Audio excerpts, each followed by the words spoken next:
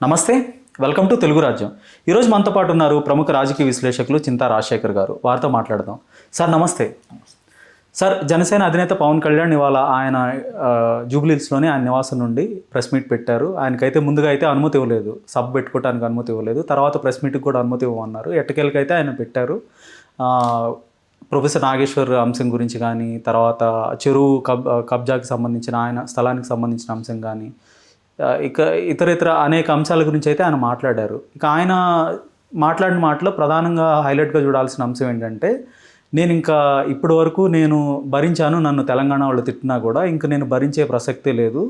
నేనైతే ఇక్కడ ఇంకా తెలంగాణలో తిరగబోతున్నాను, తెలంగాణలో పోటీ చేయబోతున్నాను, నన్ను ఎవరు ఆపుతారో చూస్తానన్న తరహాలో మాట్లాడారు. తెలంగాణ కూడా భారతదేశంలో అంతర్భాగమే, ఇది నా భారతదేశం, నేను ఎక్కడైనా తిరుగుతానని కూడా చెప్తారు. సో దీని గురించి మీరేమంటారు? డెఫినెట్గా తెలంగాణ భారతదేశంలో అంతర్భాగమే, దాంట్లో డౌట్ ఏముంది. ఆయన ఇక్కడే తిరుగుతాను అంటే ఎందుకోసం తిరుగుతారు? ఒక రాజకీయ పార్టీ పెడితే, రాజకీయ పార్టీ అనేది సోషల్ సర్వీస్, ప్రజాసేవ.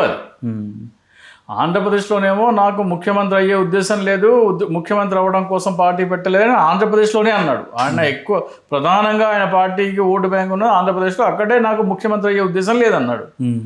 అంటే ఇంకొక పార్టీకి మద్దతు ఇస్తా అని, అంతే కదా? అవును, ఇంకో పార్టీకి మద్దతు ఇస్తా అని. ఇక ఆయన చెప్పే ప్రతి మాట ఇవాళ ఒకటి చెప్తాడు, రేపు ఇంకోటి చెప్తాడు. దానికి ఒక పొంతన ఉండదు. మీకు ఒక బయట పంపిస్తాను, దయచేసి అది ప్లే చేయండి. అంటే పవన్ కళ్యాణ్ మాట ఎలా ఉంటుంది అనేది దాన్ని బట్టి మనం అసలు పవన్ కళ్యాణ్ ఒక రాజకీయ నాయకుడిగా కాదు కదా, ఒక సామాన్య వ్యక్తిగా కూడా మనం నమ్మొచ్చా అనేందుకు ఇది ఉదాహరణ. ఇది దయచేసి ప్లే చేయాలి మీరు. ఓకే. మన మధ్యన ఎవరో అధికార పక్షం ఎవరో ప్రతిపక్షం తెలియదు కానీ ఒక ముగ్గురు క్రిమినల్స్ మాట్లాడుకుంటున్న మాటలు రికార్డ్ చేసి పెట్టారు, నాకు వినిపించారు. ఏంటి అంటే, అసలు ఎలక్షన్ లో పవన్ కళ్యాణ్ చంపేయచ్చు కదా, ఏమవుద్ది, ఒక నెల రోజులు గొడవ అవుద్ది. అప్పుడు అధికార పక్షం మీద ప్రతిపక్షం దోసేయచ్చు, ప్రతిపక్షం మీద అధికార పక్షం మీద దోసేస్తే మనం ఎవరో ఒకరు కొట్టు మనకి గెలుస్తామని మాట్లాడుంటే నాకు తెలుసు. వాళ్ళు ఎవరు మాట్లాడారు, ఏ పార్టీ వాళ్ళు కూడా నాకు తెలుసు. ఆ వ్యక్తుల పేరు తెలుసు, ఆ వ్యక్తుల ముఖాలు తెలుసు నాకు. ఏం గమనించారు దీంట్లో మీరు?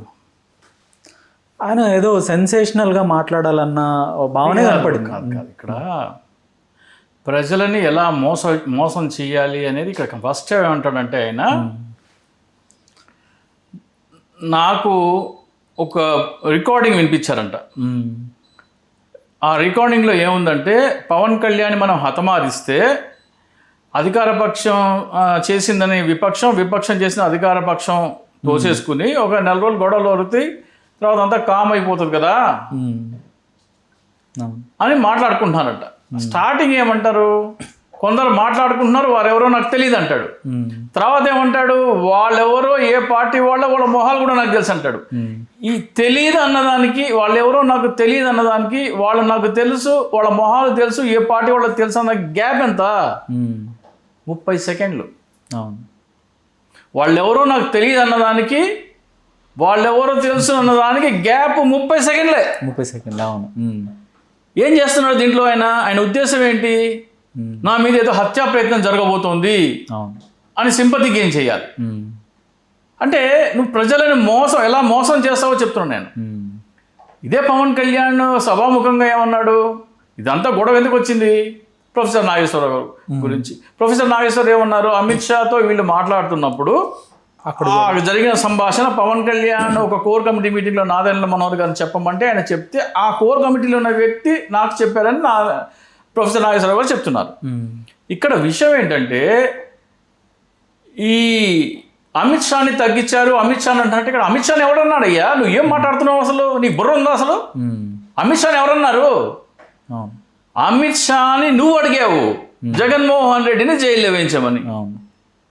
అమిత్ షా జైల్లో వేస్తాను అనలేదు, నువ్వు అడిగావు, అడిగితే వద్దన్నాడు. అమిత్ షా స్థాయిని పెంచుతుంది అది.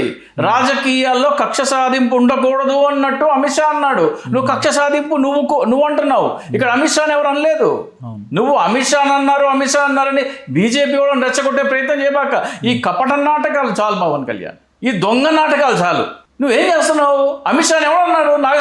ప్రొఫెసర్ నాగేశ్వరరావు గారు అమిత్ షాని అన్నారా? కక్ష సాధింపు చర్య జైల్లో పెడితే కానీ మా బతుకులు తెల్లారవు, లేకపోతే మా బతుకులు బస్ స్టాండ్ అని నువ్వు వెళ్ళి అమిత్ షాని వేడుకుంటే అది కుదరదు అని అమిత్ షా చెప్పాడని చెప్తున్నారు ప్రొఫెసర్ నాగేశ్వర్.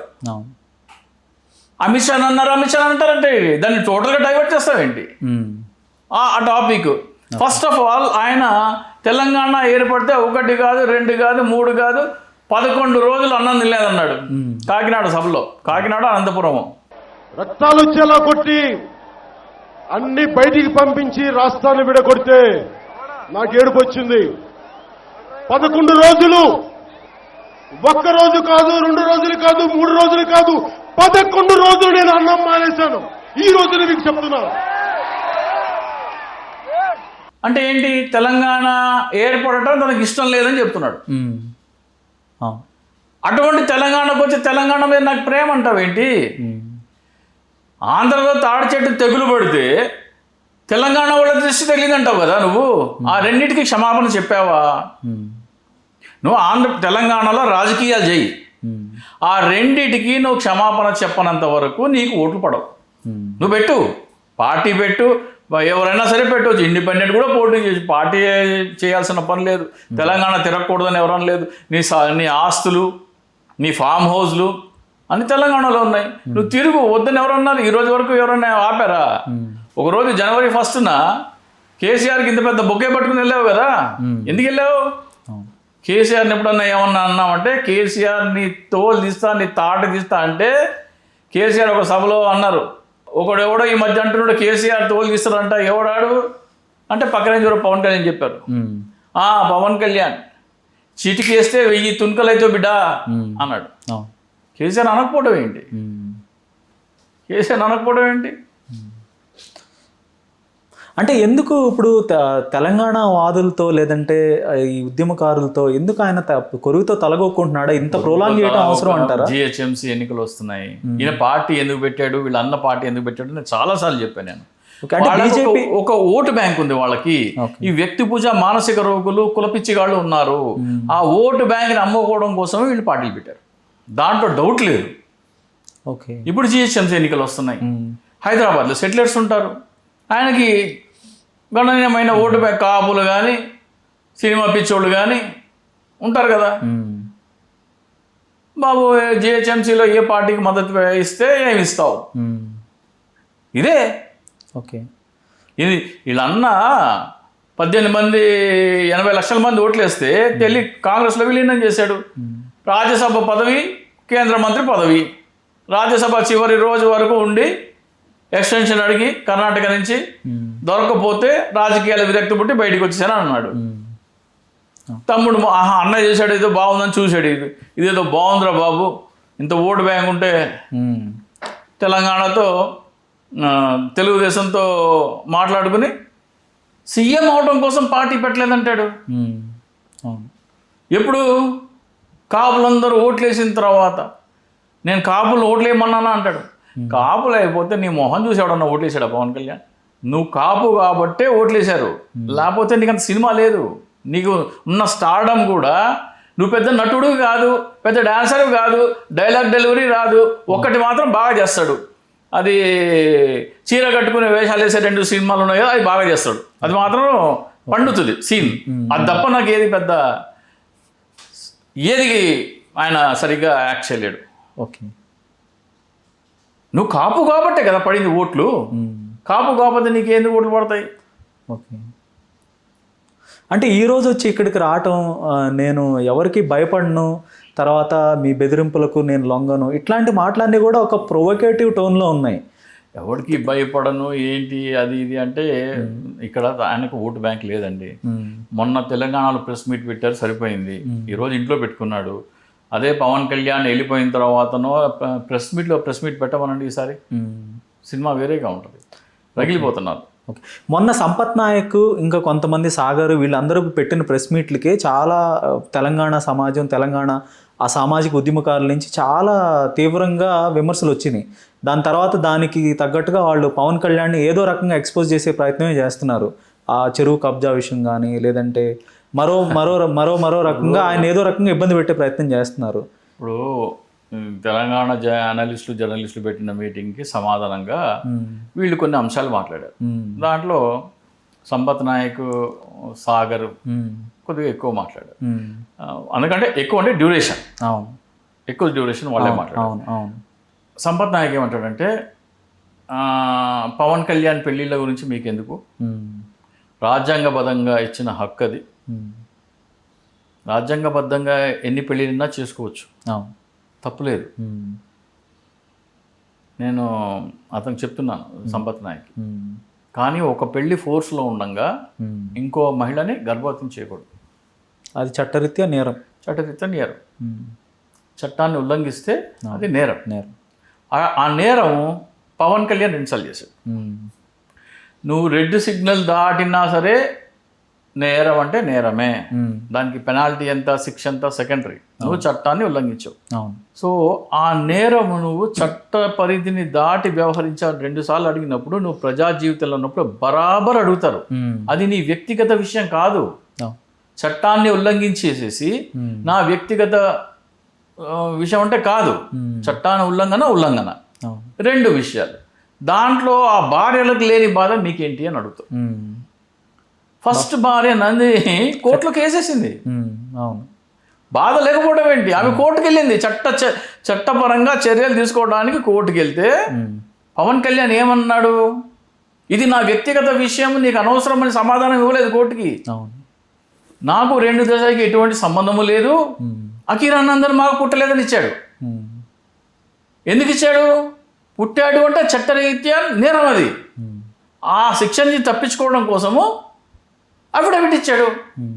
అలాగే అనాలజ్నోవా విషయానికి వస్తే రేణు దేశాయ్ స్వయంగా ఆన్ కెమెరా చెప్పింది, ఒక వ్యక్తి 9 సంవత్సరాలు సంసారం చేస్తుంటే మనకు తెలియకుండా ఇంకో మహిళని గర్భవతి చేశారని తెలిసి ఆ మహిళ మనోవేదన ఏంటో ఒకసారి మీరు తలుచుకోండి అని పవన్ కళ్యాణ్కి సమర్థించే మహిళలను ఉద్దేశించి అందా ఆమె. అవును, అవి 2 ఇప్పుడంటే చట్టాలు మారిపోయినాయి, కానీ పవన్ కళ్యాణ్ రేణు దేశాయ్ అండ్ అన్నా లజ్నోవాని ప్రెగ్నెన్సీ చేసినప్పుడు, ఇంకో మ్యారేజ్ ఫోర్స్లో ఉండగా వీళ్ళని ప్రెగ్నెన్సీ చేసినప్పుడు అది నేరమే. సో దయచేసి అది వ్యక్తిగత విషయము, రాజ్యాంగపరంగా ఇచ్చిన హక్కు అనకండి. రాజ్యాంగపరంగా ఇచ్చిన హక్కు అయితే నందిని గారు కోర్టులో కేసు వేసినప్పుడు నా రాజ్యాంగ హక్కు ఇది, నువ్వు భార్య అయి ఉండగా నేను ఇంకో మహిళతో బిడ్డల్ని కనొచ్చు, ఇది రాజ్యాంగ హక్కు అని సమాధానం ఇచ్చేవాడు. అలా రాసివలా మాకు ఎటువంటి సంబంధం లేదు, పుట్టిన బిడ్డ మా బిడ్డ కాదు అని సమాధానం ఇచ్చాడు. ఎందుకని, అది నేరం కాబట్టి. సో మీరు కవర్ చేయబాకండి. సో ప్రొఫెసర్ నాగేశ్వర్ గారిని ఉద్దేశించి కూడా ఈరోజు మాట్లాడటం జరిగింది. ఆయన తాను కమ్యూనిస్ట్ అని గొప్పగా చెప్పుకుంటాడు, కానీ ఆయన ఈరోజు చేస్తున్న పని ఏంటి, ఆయన తను ఒక తెలంగాణ వాదినని మళ్ళీ చెప్పుకుంటున్నాడు, తన పరిధిని తగ్గించుకుంటున్నాడు అని కూడా కొంత వ్యాఖ్యలు చేశారు. విశ్వనరుడు చెప్తున్నా కదా, పవన్ కళ్యాణ్ ఇప్పుడు మాట్లాడిన దానికి ఇందాక చెప్పాను కదా, 30 సెకండ్ల తర్వాత మాట్లాడేదానికే పొంత ఉండదు. ఇక పవన్ కళ్యాణ్ ఏం మాట్లాడతాడంటే, పవన్ కళ్యాణ్ ఇప్పుడు ఆయన కూడా కమ్యూనిస్టే, భగత్ సింగ్ అన్నాడు, చెగువేరా అన్నాడు, ఇప్పుడు సనాతని అంటున్నాడు. అండ్ గద్దర్ గారి గురించి కూడా ఆయన ప్రస్తావించాడు. గద్దర్కి నాకు ఒక అవినాభావ సంబంధం ఉంది, ఆయన జనసేన కార్యాలయానికి వచ్చి, ఆంధ్రప్రదేశ్లో ఉన్న తన కార్యాలయానికి వచ్చి మరీ ఆయన ఆశీర్వదించాడు. నేను నా ఛాతిలో బుల్లెట్లు దిగిని, నేను నడవలేకున్న తమ్ముడు, నాకు ఒక బండి ఇప్పించు అని అంటే నేను అది కూడా చేశాను, మీరెవరు ఏం చేశారు అని కూడా ఆయన మాట్లాడటం జరిగింది. సో ఇప్పుడు దీని గురించి ఏమంటారు అంటే, ఆయన ఇప్పుడు ఒక సనాతనవాదిగా తను ప్రొజెక్ట్ చేసుకుంటున్నాడు. గతంలో ఆయన ఒక వామపక్ష భావజాలం ఉంది అని చెప్పారు. సో ఇప్పుడు గద్దర్ గారు ఉండుంటే ఇప్పుడు ఎలా ఉండేది అంటారు వాళ్ళిద్దరి మధ్య తిరుపతి లడ్డు విషయంలో అయితే గద్దర్ ఇంకా చెప్పలేము కెమెరా ముందర. తిరుపతి లడ్డు విషయంలో ఈయన చేసిన ఎక్స్ట్రాలకి, ఈయన అయామ సనాతని హిందానికి గద్దర్ ఉంటే ఆయన ఇచ్చే సమాధానం ఆయన ఇచ్చేవాడు. ఓకే. ఆయన లేరు కాబట్టి. ఇంకోటి తెలంగాణలో బోరేంచ్ అని ఏదో చెప్తున్నాడు ఆదిలాబాద్ జిల్లాలో. అవును. అప్పుడు ఉమ్మడి రాష్ట్రం బాబు, అది తెలంగాణ లేదు అప్పుడు. ఉమ్మడి రాష్ట్రంలో ఓ చోట బోర్ వేయించావు. ఇప్పుడు ఆయన ఉమ్మడి రాష్ట్రంలో ఎప్పుడో బోర్ వేయించా అంటున్నాడు. నేను 1999లో మా ఊరికి బస్ షెల్టర్ కట్టించాను. నేను మా ఊరికి బస్ షెల్టర్ కట్టించాను. ఆ రోజున అది 10,000, 1994 or 1995. నా శాలరీ ఎంతో తెలుసా అప్పుడు? 1000 రూపాయలు. నెలకి 1000 రూపాయలు జీతం ఉన్నప్పుడు దాదాపు ఏడాది జీతంతో మా ఊరికి నేను ఒక బస్ షెల్టర్ కట్టించాను. 1000 రూపాయలు కూడా కాదు, 970 950 శాలరీ అప్పుడు. ఓకే. 1995లో. నేను ఆ ఊర్లో పుట్టలేదు, ఆ ఊర్లో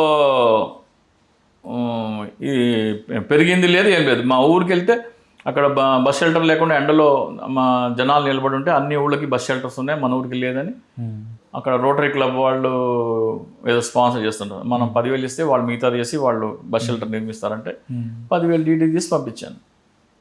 10,000 డీడీ తీసి పంపించిన తర్వాత ఆ ఊళ్ళో వాళ్ళు ఏమన్నారంటే, మన ఊళ్ళో లేనోడు బస్ షెల్టర్ కడితే బాగోదు అని ఇద్దరు వచ్చి, మేము కూడా 1/3 మేము కూడా ఇస్తామని వాళ్ళిద్దరు ఇచ్చిన తర్వాత వాళ్ళు, నేను 10,000 ముందు ఇచ్చేసాను, తర్వాత వాళ్ళు నాకు 1/3 నాకు మళ్ళీ రిటర్న్ ఇచ్చారు. ఎందుకంటే బయట ఊరు వచ్చి మన ఊళ్ళో బస్ షెల్టర్ కడితే మన పరువు పోద్దని అలా. ఓకే. సో అదేముంది, సోషల్ సర్వీస్ చాలామంది చేస్తూ ఉంటారు. మా ఊరి మీద మాకు ప్రేమ ఉంది, నువ్వు అక్కడ చూసావు తండాలో నీళ్ళు లేవని చెప్పి చేసావు, నీకు అవకాశం ఉంది, నీకు శక్తి ఉంది, చేసావు. చాలామంది చేస్తూ ఉంటారు. ఇంకా ఆ చెరువు కబ్జా అంశాన్ని కూడా ప్రస్తావిస్తూ, నేను కొన్న భూమి కబ్జా చేసిన భూమి అని మీరు భావిస్తే, మీరు అది చట్ట ప్రకారం అది నేరం అని తేలితే మీరు తీసుకోండి అని కూడా చెప్తున్నాడు ఆయన. నువ్వు ఇచ్చేదేంటి? చట్ట ప్రకారం అది కబ్జా అంటే, ఇప్పుడు రంగనాథ్ గారు మన ట్యాంక్ పరిధిలో ఉన్న దానికి ఇల్లు కూలగొట్టేటప్పుడు వాళ్ళ పర్మిషన్ తీసుకుంటారా ఏంటి? బుల్డోజర్ తెస్తారు, కూలగొట్టేస్తారు, అయిపోద్ది. ఓకే. నువ్వు ఇచ్చేదేంటి? ఓకే. ఇంకా ప్రైవేట్ ప్రాపర్టీస్లోకి ట్రెస్ పాస్ చేస్తే ఖచ్చితంగా కేసులు పెడతాము, ఉపేక్షించు అని కూడా చెప్పారు. ప్రైవేట్ ప్రాపర్టీ ఇప్పుడు ఏంటి? అది ప్రైవేట్ ప్రాపర్టీ అంటే ఏంటి? చెరువు. అదే ఆయన భావనగా చెప్తున్నారు. అంటే వీళ్ళే ఎవరో వీడియోలు తీశారులే, అవును, మీడియా వాళ్ళు అంటున్నాడేమో. అవును, వాళ్ళు అంటున్నాడేమో. సరే, అది ఇప్పుడైతే చాలా హైలైట్ అయింది.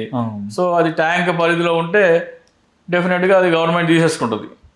నువ్వు ఇచ్చేది ఉండదు బాబు, గవర్నమెంట్ వశపరచుకుంటుంది. నువ్వు హ్యాండ్ ఓవర్ చేసి తీరాలి. నువ్వేం దాన ధర్మాలు ఏం చేయట్లా, ఏదో దానం చేసినట్టు రాసి ఇచ్చేస్తానేంటి? ధన్యవాదాలు సార్. హలో, తెలుగు రాజ్యం ఛానల్ చూస్తున్నారా? సామాజిక రాజకీయ జీవన చిత్రణే తెలుగు రాజ్యం. అతిశయోక్తులు అసత్యాలు ఉండవు. రాజకీయ కోణం కాదు, ప్రజా కోణమే కొలబద్ద. తెలుగు రాజ్యం వీక్షణ మీ ఉత్తమ అభిరుచికి నిదర్శనం.